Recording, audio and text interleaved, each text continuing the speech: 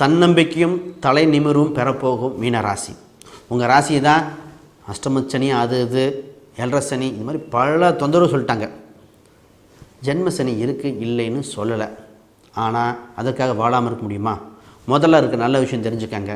சனி கொடுக்க நினைத்தால் யாராலும் தடுக்க முடியாது. இந்த ராசிக்கு ஒரு ஃபஸ்ட்டு விஷயம், உங்கள் ராசியில் சனி என்ற நட்சத்திரம் உண்டு, உத்திரட்டாதி உண்டுங்க. அப்போ உங்களை விட்டுருவாரா? சனி என்னதான் இருந்தாலும் லாபச்சனிங்க. உங்கள் 11ஆம் இடத்துல இருக்கிற 11ஆம் இடம் அதிபதி. ஃபஸ்ட்டு இந்த விஷயத்துக்கு என்னென்னா, நாலேஜ் எக்ஸ்பேண்ட் ஆகிற வருடம். புதுசாக நிறைய விஷயம் கற்றுக்க போகிறீங்க. நீங்கள் கஷ்டப்படுறோம், குடும்பம் நல்லா இருக்குது, அதை ஃபஸ்ட்டு புரிஞ்சுக்கங்க. ஜூனுக்கு பின் குரு பார்வை வந்துடும். ஏழரை சனியோட தாக்கம் சுத்தமாக இருக்காது. சார் எங்களுக்கா அப்படின்னு? நிச்சயமாக முதல்ல இருக்க முதல் நல்ல விஷயம், நீங்கள் புதிதாக கற்றுக்கொள்ள போகிறீர்கள். வேலை இல்லாததுக்கு வேலை கிடைக்கும். எப்படிங்க கிடைக்கும்?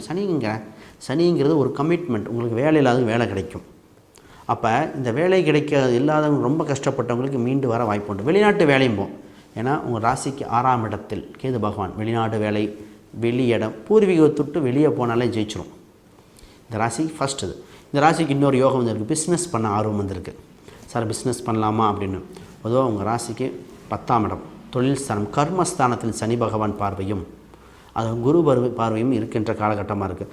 மதுரை மீனாட்சி அம்மனை ஒரு முறை தரிசனம் செய்து யானையிடம் ஒரு முறை ஆசீர்வாதம் பெற்றுவிட்டு நீங்கள் தொழிலை தொடங்குங்க. நிச்சயமாக நல்லாயிருக்கும்.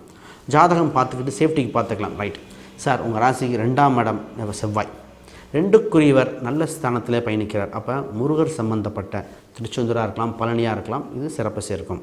அப்போ திருமணம் இருக்கா இல்லையா?